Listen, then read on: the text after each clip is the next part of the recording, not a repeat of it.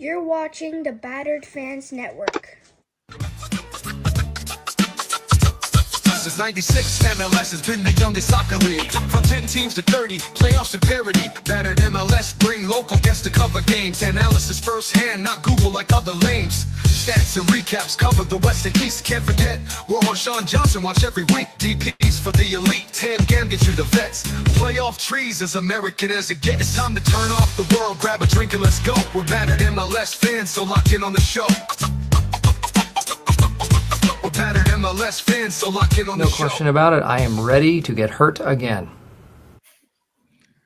Welcome to another episode of the Battered MLS Fans Podcast. I am your host, Chris Duran, and alongside me, I have a number of battered fans that we're going to go ahead and cover the Eastern Conference playoffs with you guys. We did part one yesterday, covering 4 teams, and now we're going to go ahead and cover the remaining bracket. So just going around the table here, let's go ahead and start off to my left. Danny Brams out in Charlotte for the Crown, baby. What's going on? Chris, it's always for the Crown, baby. I always love talking with you. Looks like we got a nice little round table here of guys I have not met yet, so I'm really looking forward to that. New York City has already left the chat. He's running and hiding. The pigeons are already afraid of the Crown. They can't hang in this matchup. They're going to have to come down here. Half this freaking city is a bunch of displaced New Yorkers anyway. So I did bring back by popular demand the bottle of wine. We're drinking the Charlotte FC Kool-Aid, and we're drinking the lovely Cab Sauv with the people. Nice. Cheers. I just want to mention something to Mr. Krabs here. Okay, the Knicks are undefeated right now. So calm down, Mr. Krabs. Okay. And if you're a Heat fan, eat a bag because they just lost. And Davi, representing the NYCFC, what's going on, brother? No, I ran away to get this real quick just to yeah, so we're looking. That was a little zinger there. That's bigger than the flag that's hanging in Yankee Stadium for y'all's championship. Well, they actually took the original down and they put one above where the first baseline would be. So it's actually like 3 of those, but I mean, okay. I mean, it's still small, but I mean, once the stadium's done, I think we'll be able to hang a pretty nice big one. So I actually saw a video recently about the stadium being built in. It looks gorgeous. Nick from Feed the Fire podcast. What's going on, Nick? Chicago made it last night.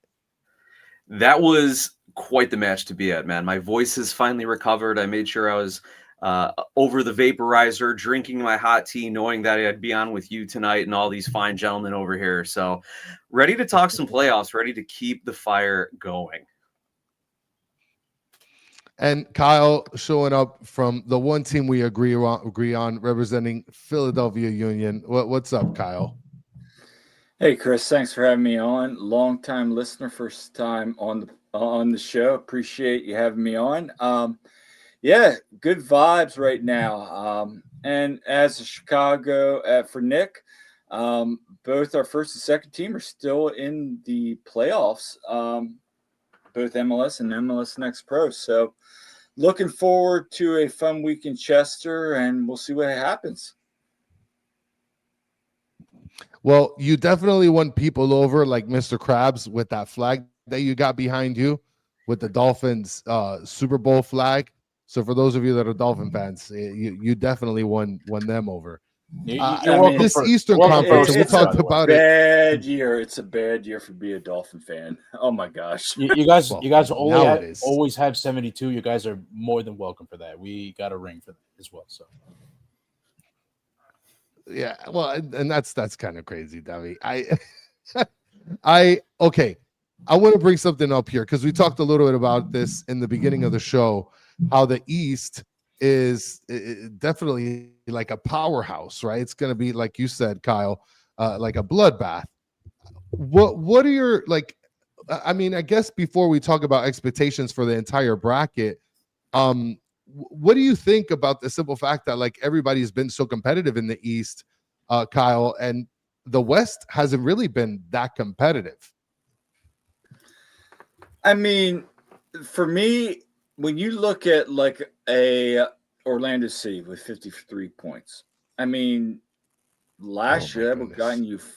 That would have gotten you what, fourth in the East? I think I gotta look it up, but just with Columbus, and Orlando and all those guys. I mean, it's just so stacked this year. I mean, again, this is like I said earlier on backstage. It's Red Bulls 2.0. I mean, I could definitely see Chicago coming out and representing the East. I could see New York City. I could see Charlotte, who just beat the Union on decision day. I mean, and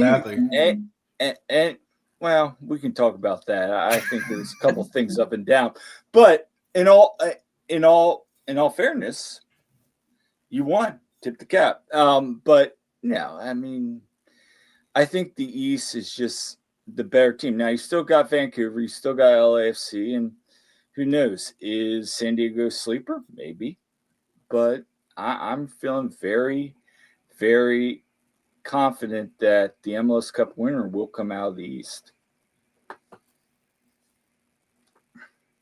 Yeah, and I love those comments, man. I agree with you that the East is a bit of a toss-up. From the Chicago Fire perspective, though, if you look at their results from the regular season, they play much better on the road, but they don't fare well against teams that were ahead of them in the standings. I think they ended up winning 7 of 21 games against teams that ended up making the playoffs. So the Fire definitely need to take a step up in their level when it comes into this postseason.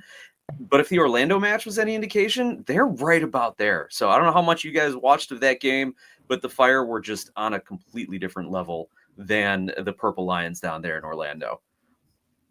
Yeah, it's funny that you mentioned that, Nick. Well, that I you're worried definitely about saw the game for Chicago's sure. Inability to beat teams ahead of them in the standings, because Charlotte FC is the exact opposite. It's the number one reason that I'm so confident about the Crown heading into the playoffs is that we have fared very well playing up against the high competition, and really where we've dropped points has been playing against the scrubs, like a loss to Montreal at home, a loss to New England at home. But we took both matches from Cincinnati. Beat the shit out of Miami in one match, which was amazing, and should have had 4 points against Philadelphia if it wasn't for a stupid last-second loser at Subaru Park, a game that I was at, and then I actually blamed myself because I distracted our manager in stoppage time in the 94th minute, 95th minute, and he and I made eye contact. He was like, yeah, thanks for coming to the game, and then we concede seconds after that. So I like Charlotte's ability to hang with the sort of big dogs of the East, and I'm confident. I'm not crazy. I think this New York City is a really, really tough matchup over a 3-match series, and especially with Zaha missing the first game, it's going to be tough, but the best thing that Charlotte FC has going for it is just a great track record of playing up to the level of competition and beating teams that ended up finishing ahead of us in the standings. So. Yeah, I mean, it's funny. I mean, I'm sure you have something to share as well, Devi, for sure. Yeah, it's funny Dan says that because NYCFC season is literally the exact same, where we just got swept by Montreal, lost to DC, and already eliminated DC United at home. And then we play Philadelphia. The week they sell Gazdag, but we still were able to beat them. Took both of them against the Chicago, and then when Charlotte was on the brink of making history, we ended their streak of wins. So, and they're coming back to Yankee Stadium. Still made history, tying the record. Just extend. Yeah. You stopped us from extending our history. But but again, I feel confident, even though we don't have the best track record against Charlotte historically. I think we could definitely hang in. I think Pascal Janssen was 100% an upgrade over Nick Cushing, and if it wasn't for some historic seasons around the league, I think he probably would be Coach of the Year. He was my dark horse, just to your point, Debbie, for Manager of the Year. He was phenomenal for you guys. Well, and I kind of want to speak about the series between Philly and Chicago, because here we have Philadelphia Union, who ended up winning the Supporters' Shield, number 1 in the standings. Chicago made it out of their game against Orlando yesterday with some short time before your guys' game. And I see here, Mr. Krabs saying that he thinks Chicago upsets Philly. Supporters' Shield is a curse. We felt that firsthand this year. I feel like the series is going to be more competitive than people think. I feel like it's going to go 3. And I mean, Nick, you mentioned that you guys have lost against top teams, but you literally kicked Miami's ass 5-3 or 5-2, like destroyed us. But before we get to like the performance of Chicago, just real quick, Kyle, I mean, what has been the fan base's, I guess, feeling of winning the Supporter Shield? Are you guys happy with the way that you've been performing, and just like, okay, if we make it up to here and we lose, it's okay? Because this is essentially house. Nobody expected you to be where you were, especially after losing Jim Curtin.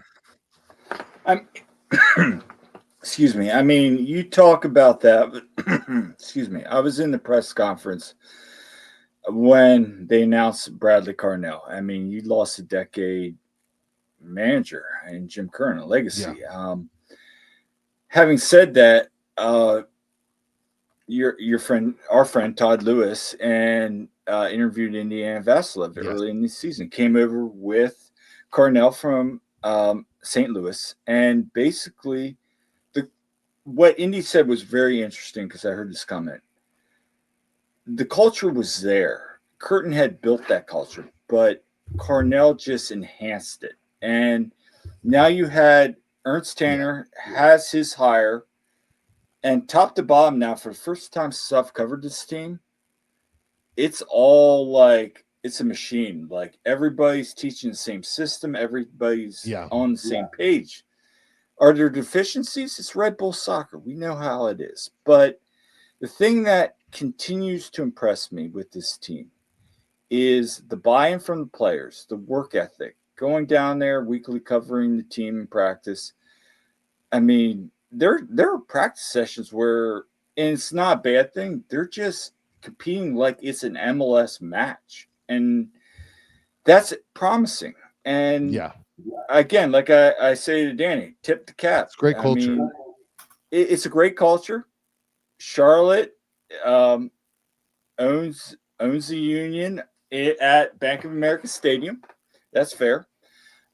Marcus Anderson scores his very first goal, Union 2 player against Charlotte, and gets the point at the death in Chester. And Do you still have nightmares of Daniel Rios putting 4 on Philadelphia a couple years ago? I mean, at the bank, that was amazing. Yeah. I mean, it cost home field in Chester for the MLS Cup. Well, I mean, it is what it is. I kind of moved off on it. I think the thing is, the Union got the asterisk, so to speak, of the COVID year Supporter Shield off their belt. They finally won a Shield legitimately full season. But 2 Shields in 5 seasons is very impressive. And I just think this is a very good team. Top to bottom. Are there deficiencies? Sure. But if the Union are going to win the MLS Cup for the first time, it's going to come from the defense. And that's why Kai Wagner and Jacob Glesnes were nominated for Defensive Players of the Year. I mean, that's really what's going to come down to. If the Union can play great defense and Andre Blake can stay healthy, then there's a chance, because the goals are going to come. Well, the Union are going to have to play great defense. Well, and you guys have had a lot more matchups. Sorry, Chris, I was talking over your transition there, but the Union are going to have to be playing their best defense, because they're matched up against the Chicago Fire, who have the most goals in the Eastern Conference, if not the entire league this year. They're playing, or is it behind Miami? I forget.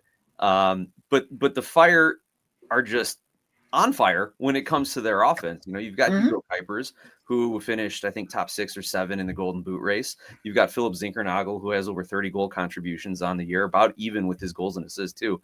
So they're definitely clicking at the right time. They hang 3 on Orlando in the second half after dominating the first half possession. So there's definitely going to have to be some great defending by the Union in this game, if they're in this series, if they're going to hope to advance. Now, I love the banter between Philly and Charlotte here, but from where I sit, I'm hoping that there won't have to be any Philly-Charlotte matchup in these postseasons, because I think the Fire, because of their offense, because of the way the defense has stepped up and stabilized, and just nothing short of stellar performance by former Union defender Jack Elliott, taking a knock in the head, getting checked out for possible concussion, bleeding from the forehead, gets bandaged up and comes back in and has just a great game against Orlando City last night.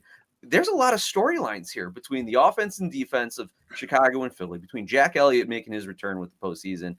And on top of it, you want to get behind the scenes a bit. The Fire look to the Union as kind of the franchise they want to be like. They want those homegrowns. They want those young players stepping up. They want to build a stadium, which will be done for the 2028 season, that is going to be that fortress, that is going to be that Subaru Park where you're going to walk out with at least a draw each and every week in that stadium. So I love this matchup for so many reasons, and I really think this is a different Fire team than those who lost in 2 games to the Union during the regular season. No, to your point, Nick. And I was just going to jump right over to go ahead. Sorry, my connection's awful. Oh, it's okay. To your point, jumping all over people, Chris. Come on, man. And no, to your point, Nick. It's so hard unless you're Nashville to beat the Union 3 times in a season.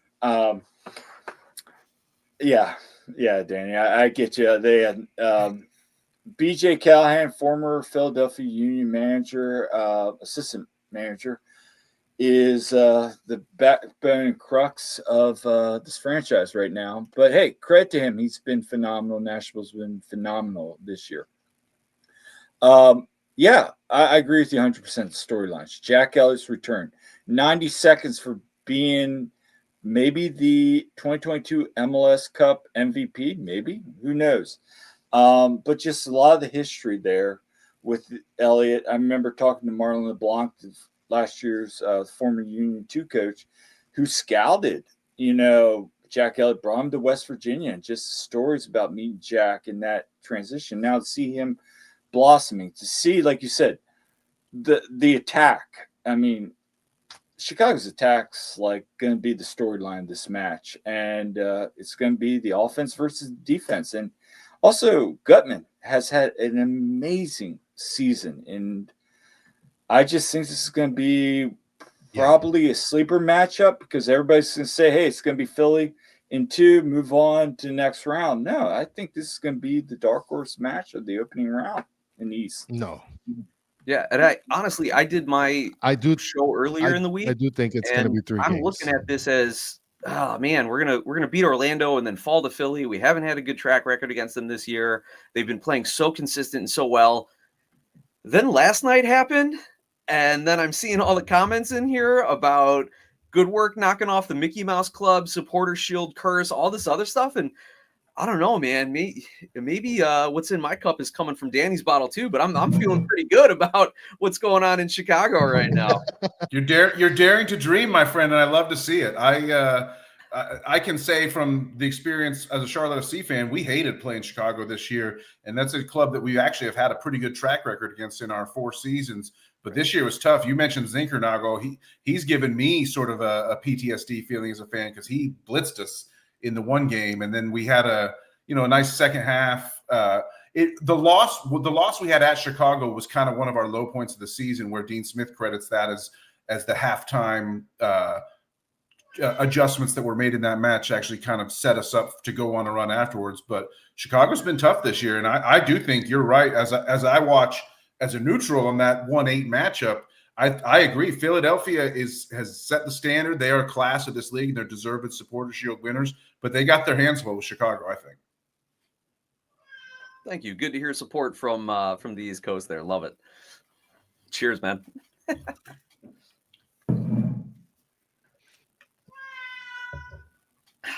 I don't know if anybody's talking right now, but I am totally so crapped out with this internet. We laid out for I you. apologize. We finally are going to let you talking talk over somebody. We hear cats. That's all we hear. That's perfect. That's perfect. My cat's coming. My cat is literally coming to attack me as we speak, but that's neither here nor there. I guess we'll jump over to the other side while I can be able to kind of transition it decently. We have the matchup 4 versus 5, and you guys, Charlotte versus NYCFC, are playing awkwardly at 6:45 p.m. on Tuesday. I mean, that is just. I thought that A- it sucked Apple, for us. Apple's playing got to get it tomorrow. together, man. Like I really am.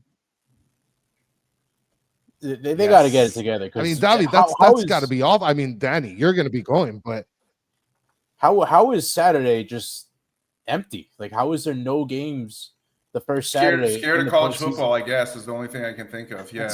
That's so dumb. But yet you have games being played just before and during Sunday Night Football the next day. It makes no sense. This is why this league just doesn't grow as it and is. the hell, like you may have talked about this yesterday. Hell is real being played on a Monday. Yeah. LAFC playing on a Wednesday. I mean, it's like I feel like we got kind of screwed a little bit, and we went to this sit down roundtable thing with the sporting director for Charlotte, Zoran Cornetta, the other day, and he spent most of the time just complaining about the league screwing us over and making us play on a Tuesday, which was not that insightful in my mind. But everybody's getting screwed. No one really has a good setup in this MLS playoffs. It's really weird. Arch Manning isn't that good. You guys, right. You guys can miss a week right. of watching Arch Manning for playoffs. Right. This is how we know soccer is still got a long way to go in this country, despite all the strides that have been made, for sure. But I do think 6:45 is awkward. On the plus side, shout out to my coworker Jamar, who's going to cover me. I usually work till 7 p.m. He's going to cover me the last hour so I can get out of the office at 6 and get myself to the stadium. So we'll send him some love, and I will be there. I can't wait. And I'm really worried about it. This is a must-win match for Charlotte. If Charlotte loses match one without Wilfried Zaha, and New York comes in and plays their cynical style, and beats us on a couple counterattacks, and then we have to go to Yankee Stadium facing a lose and you're out game, I don't like our chances. So I really feel like game one is a must-win for Charlotte, and I'm not too worried. Zaha has been amazing. He's been gotten better as the season went on. He's become that talisman player that we had not had in our first 3 years, and he's been great. And it was the dumbest red card ever. Philadelphia, I don't know why you guys just couldn't get out of yourselves to quit fouling the guy. I mean, it's really rude. I found it quite rude the way that you were treating poor Wilf in the game. But at the same time, our manager has got to sub him out. Up 2-0 in a game that's not really changing things when he's already sitting on a yellow. He's got to be subbed out, I think, at like the 75th, at the 80th at the least. So when he gets the second yellow in the 85th, it's kind of our fault, and it's his fault for acting out. Like, he has to know he's on a yellow. But, of course, on the flip side, pro referees did come back in the post-match report and say that his first yellow was a bad call and shouldn't have happened. So he shouldn't have been sitting on a yellow, and I don't know. But regardless of all that, It's going to come down to our other DP. Liel Abada is the second DP that Charlotte has, and he's been played out of the starting 11. He's a sub now, and he's the second highest paid player on the team. We only have 2 DPs. We didn't fill our third slot. And Abada is going to come into the starting lineup with Wilf out, and he's got to deliver, because if he doesn't play a good match, we're in big trouble against New York City, I think. And Davi Martinez has been balling. And aside from the game against Inter Miami and losing to Philadelphia 1-0 for the last month, you guys have been hitting a pretty good stride. Yeah, I'd say, but Alonso's kind of cooled down a bit ever since the Miami, Charlotte, that whole stretch of the schedule. Obviously, our stadium situation isn't ideal. We had to postpone that Columbus game that was originally scheduled for August until September, so that kind of made it very difficult for us, to play, essentially 5 games within a span of 14 days. Very difficult. Picked up an injury on the way there, but I mean, Nico Fernandez Mercado, he's been the real deal, and he's definitely been the piece that this NYCFC offense has been lacking. This guy can play as a false 9, kind of like a striker, and he's had positive results there when he's been asked to play there, and we're hoping Alonso can find that form again. He's had a couple opportunities, against Philly and against Seattle to end off the year. Didn't take him, but Pascal earlier in the season was asked, and he said it's like a bottle of ketchup, where you're going to keep hitting it, and eventually all the ketchup's going to come out. Which is a disgusting analogy, because I personally cannot stand ketchup. But that's rough. But yeah, I mean, he said he's not worried, just as long as he keeps getting the service and the opportunities, the goals are going to come. So, we're hoping he could pick up the form. And, NYCFC, they've been a better road team this year under Pascal Janssen, just better team in general. And I like my chances going on the road without Zaha, and just in the playoffs in general. NYCFC, they just turn it on. No, it doesn't matter who they're playing. They could be, they could be in Chicago's position, and I could feel very confident going to Philly and trying to play their game there. I just feel confident in this team. A young squad, but they've been together for a couple years now. So, postseason NYCFC on the road is just different. I don't think we're just gonna go down there and lay down and hope for try to Brexit football a 1-0 win down there. I think we got to take advantage that Zaha's not there, and I know we don't have the best times of going down to Bank of America, but I think we're due a victory down there, and I couldn't think of a better time than in the postseason. I do think that the key player in that matchup is actually Christian Kalina. Like, he's got to play a really good match, and I do agree. Like, I'm expecting New York to come in guns blazing, knowing that this is their opportunity, and so it's going to be up to our goalkeeper to keep a lot of that out. Hopefully the defense doesn't let him down, but he's going to have to make big plays, I think, for Charlotte to win. Well, I mean, and you mentioned it, Danny. I mean, the game one for you guys is pretty critical. Like, I'm predicting that you guys come out of this in 3 games. I guess just while we're on your series, go ahead and let me know what you think, like a prediction, what's going to happen in the series between Charlotte and NYCFC. I think it'll go to the 3rd game, and I think Charlotte will win in advance in 3 matches. But again, I'm sure Davi's sick of hearing of it, so I'm not going to go into all the old cliches. But going to play at Yankee Stadium is a huge disadvantage, especially for a team like Charlotte that plays an open style and counts. It doesn't necessarily play direct, but plays free flowing, and so I think it's a big problem for us. So I'm sure New York. Anytime it's brought up, I see New York fans say, "Well, we're tired of hearing about it," so I don't want to harp, but I think we're going to have to win both games at home to advance. I mean, honestly, we've been playing there for almost 15 years, which is definitely not ideal. But I mean, we've been here. Just get over it. Just play. Right. I know. That's fair. That's a fair take. So I mean, it's the postseason. If you're really made out of championship caliber, if you're a championship caliber team, you can come into any stadium and win. So I agree with that, and we got to get it out of our heads for sure. The one thing that's encouraging is New York has lost 3 of their last 4 matches to end the season coming into this one. You could call it bad form. I don't know if you feel worrisome about that at all, Davi, but the one before if you go back a 5th match, it was NYC beating Charlotte. So I mean, it's you can take from that what you will, but I just think Charlotte is a better team and plays better against good teams, and I think New York is a good team, and so I think we're going to have our A game. We're going to come correct, and we're going to win it, hopefully. What do you think, Davi? Do you think give me a prediction here? What do you think is going to happen in the series between you guys and Charlotte? Dude, I think it'll go to a 3rd game. Realistically, I think this series goes to a 3rd game. I think this is probably the most even matchup across the entire playoffs in round 1, Charlotte against New York City. But I think NYCFC, if they could take advantage that the fact that Zaha's not going to play that 1st game, I think they could get it done in 2 games. However, that 1st game is going to have to go really well. They're going to have to try get a result, whether it be in 90 minutes or in penalties. They're going to have to win in Charlotte. Something they've never done before. But again, I think they're due. And when we went down there in July, I think we played pretty well. We just couldn't score. We just couldn't hit the back of the net for whatever reason. So, the Seattle game is poor refereeing. I was there in person. The ref was absolutely horrid. I mean, again, pro referees. Get used to it. Yeah, it's MLS, right? Pro referees. I don't want to blame the ref, but I think that 1st goal, that foul that led up to the 1st goal was very questionable. And we didn't play our best, but I think we did enough to get a draw. I think a 2-1 loss at home was pretty harsh.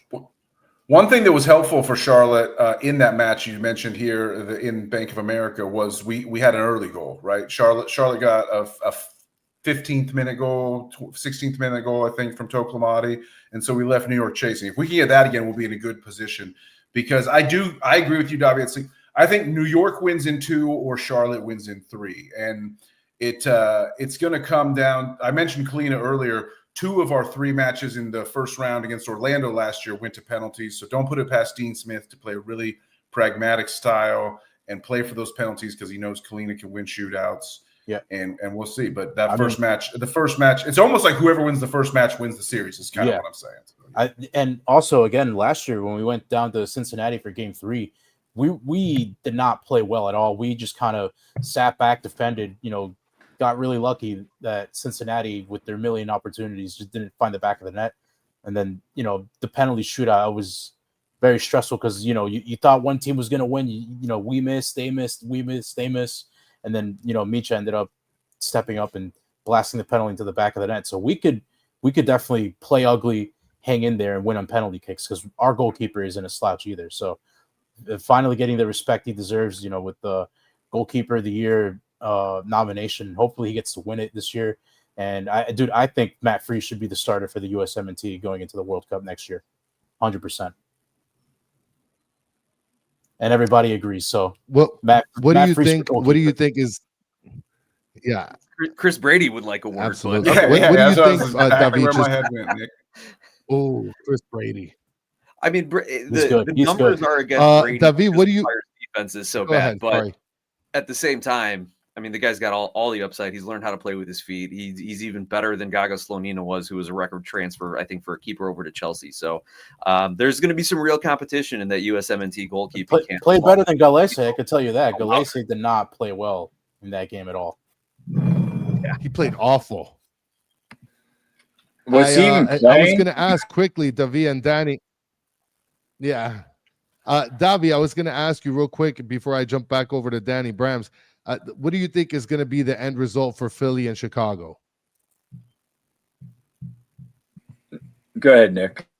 Well, we're talking like a series, like prediction kind of. Well, well, I'm asking you. What do you think? Give me your prediction of what you think is going to happen with Philly and Chicago. Who do you think is going to come out of that? I think 3 games is not out of the question. I mean, you see the 1 and the 8, but at the end of the day, that's just seeding. Like that's just a number. We're all here for a reason because we're top teams in the East. So, yeah. I could. It's 50-50. I could see it go either way. I could see Chicago definitely be like the Red Bull in the playoffs this year, like how they were last year. But I could also see Philly just taking it in 2 games. If they're locked in and they play their brand of football like they've been all year. I think it goes to 3 games, and I think we find out in game 3. I can't give you a prediction, but I think 3 games. And what about you, Danny? I love what Chicago's bringing, and I'm picking Philly. I've got chalk in the first round of the East. I got all top 4 seeds advancing, and then Charlotte beating the hell out of everyone from there. So that's my take. But I do think there'll be exciting, fun matches, and I do like the contrast in styles. But I think Philly is class, and they have 2, defenders of the year candidates, and I just think they're the better team. But all props to Chicago and everything that Berhalter has done this year. Don't worry Kyle, about I'm sorry, but we won the supporter. Yeah. Kyle, I'm sorry. We won the supporter shield and we got Brad Guzan last season. So I feel like you guys are going to get you guys are going to get done by the goalkeeper for sure. Yeah, you're going to get Brady. Chris Brady. He's one of the best goalkeepers in my opinion. Kyle, what do you think is going to be the end result? They'll think Tom Brady's in the net. They'll be thinking Tom Brady's in the net. No. I'm not a big prediction guy. I look at analytics, but that's boring. Let's be honest. We all want predictions. Yeah. I would say this is going to go 3 games. And to everybody's point about Chris Brady, it's going to be Chris Brady against Andre Blake. Does Chicago's defense hold up?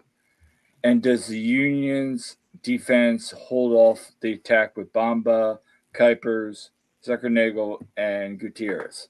That's going to be a matchup, and then it's going to be the goalkeeper saves. I mean, the goals will come from Philadelphia, so it's going to go 3 games. And, yeah, I think game 3 in Chester, I mean, you got to kind of go with the Fortress. So, yeah, I'll say Philly. You get duped. Well, I would never expect anyone in this to pick against their team. And like I course was not, saying yeah. before, I had a lot of doubts about the Fire coming into the postseason, eventually matching up with Philadelphia or Charlotte or New York. But after what I saw against that Orlando match, after what I heard from the guys post game, Berhalter's locker room speech, like I was ready to go lace my boots up and run back out on the field. Like it was an incredibly motivating moment here. But I'm gonna go a little different. I've got the Fire in 3, but I've got the Fire winning both games in Philly.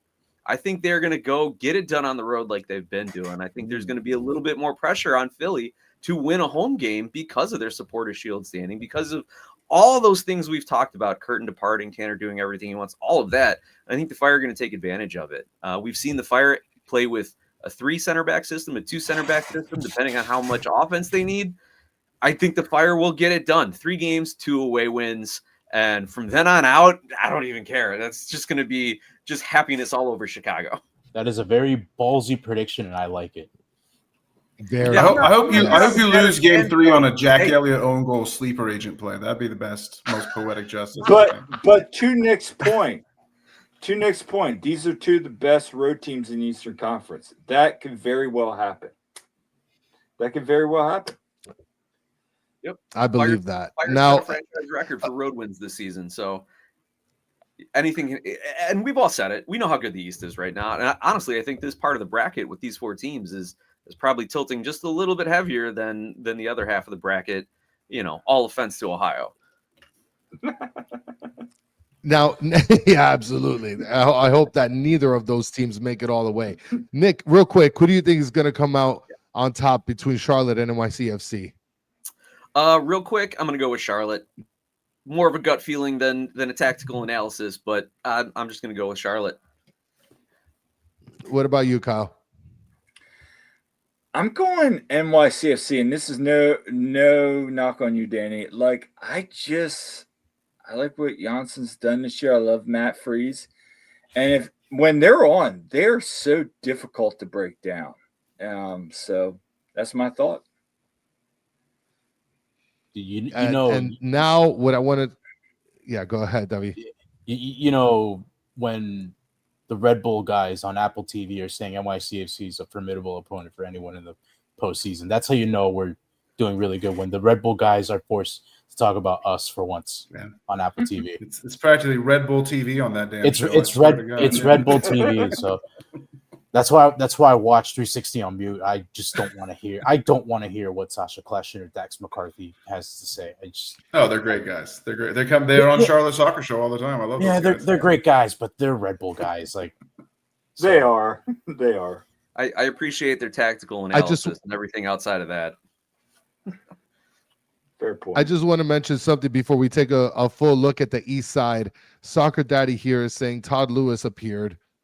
Shout out to Todd Lewis. It seems like, I don't know if you guys watch wrestling. I do not, but I know that there's this guy named Joe Hendry that when you say his name, he appears.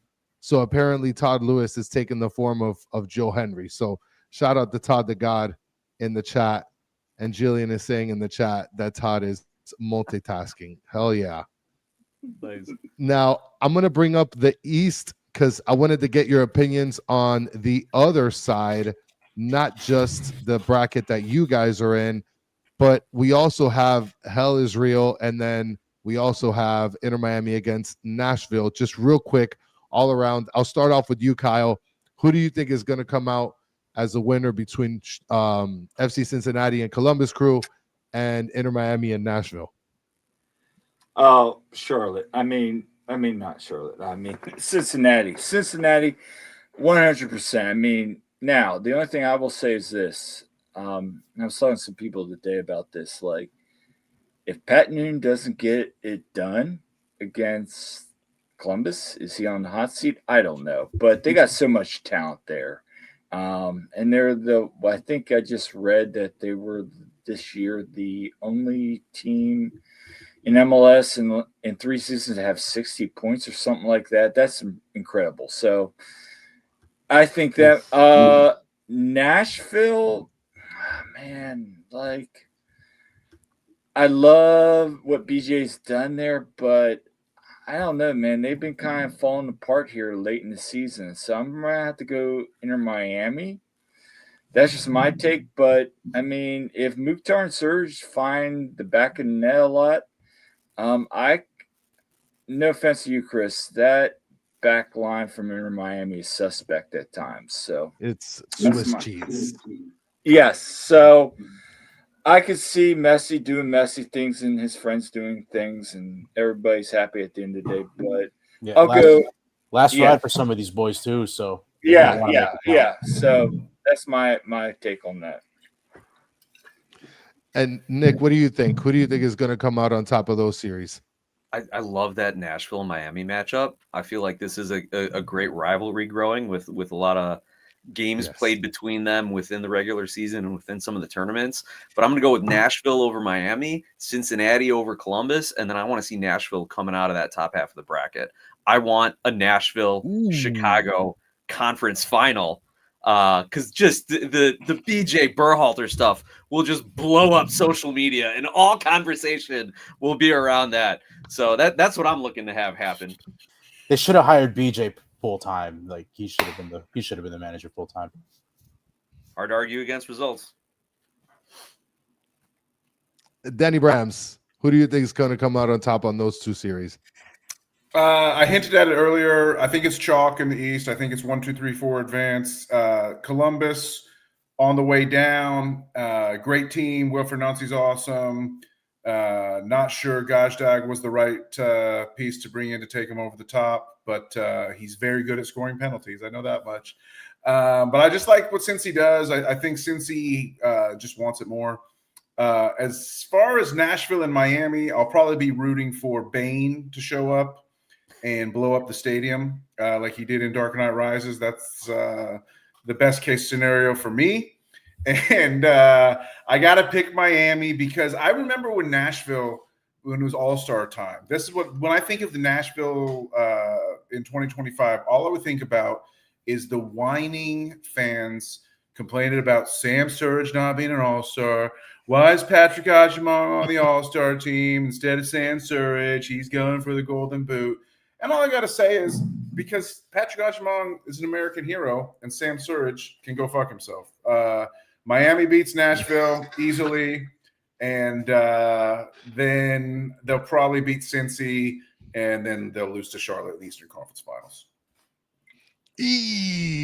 What about you, David? What's your prediction for that series? Dude, I think it's pretty straightforward. I think 2 and 3 go through. I think there's only one lower seed that realistically can go through, and I think that's NYCFC against Charlotte. I mean, Nashville, rest in peace, man. You guys got destroyed by Messi on decision day. Prepare your butts. Yeah. You guys are going to lose big time against Messi. And Cincinnati versus Columbus.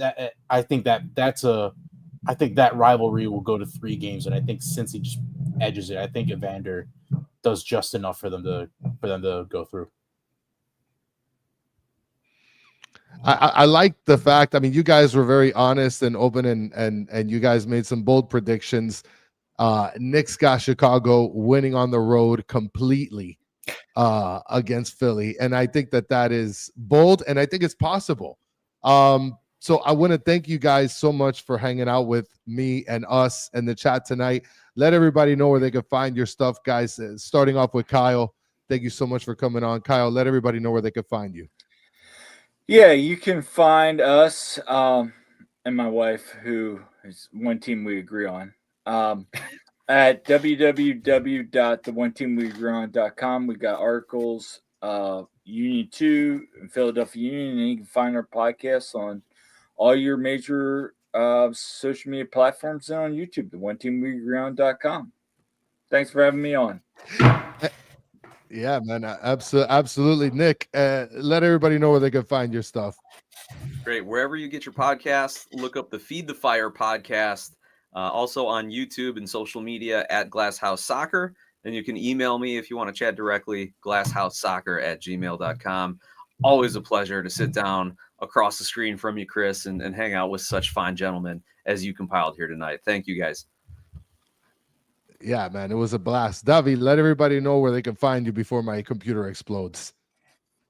That boy Davi on Twitter, the Blue Bros Pod on Spotify, and got a couple episodes coming through for the postseason. So we really look forward to that. And yeah, man, just looking forward to it. And postseason's here, so kind of shocking that it's came so quickly, but here we go again. So locking in for postseason. And last but not least, Danny Brams. Danny in the chat says, Danny, take his tiara and go kick rocks. Let everybody know where they can find your stuff. Yeah, shout out to Danny Granada. Love him. I love you, Chris. Thanks for the invite. Great to meet all three of y'all. I think these playoffs are going to be amazing. You can find Charlotte Soccer Show on YouTube. I hope you will subscribe to us there. Put a lot of videos out, interviewing guests, and myself, my co-host John, and I talking about the club. And then on our shorts page, we use a lot of the press conferences to create little music video rips there. Although I haven't made one in a while, so I need to get back on that tip. But it's For the Crown Baby is our Twitter handle, because that's what we say at the end of every episode. We're on every social media platform, every podcast platform, and Charlotte Soccer Show, For the Crown Baby. And you can find me at Hot Fly Brewing, 2 blocks down from the stadium on Tuesday night at about 6:30, drinking every last semi-cheap beer I can before I go pay David Tepper's taxes and the $18 brews at Bank of America Stadium. Absolutely brutal. But MLS playoffs are here, and I finally feel like Charlotte is like we're like Pinocchio, baby. We're a real boy finally. We're a playoff club with a chance to win it all. So let's go. Cheers. I appreciate it. And a great show by the guest. Shout out by Soccer Daddy. Yes, today was an incredible show. We finish off part 2 of the Eastern Conference playoff preview. Guys, thank you guys so much for hanging out with us on audio, on any platform that you listen through, Apple, Napster, whatever the case is. Throw 5 stars there. For those of you in the chat, you guys are the best part of the show. Thank you for interacting with us. And let some people know that we're talking MLS around here, guys. Like, subscribe, tell your friends, hit the little bell thing to do whatever that does. And mi gente, until the next one, have a good one.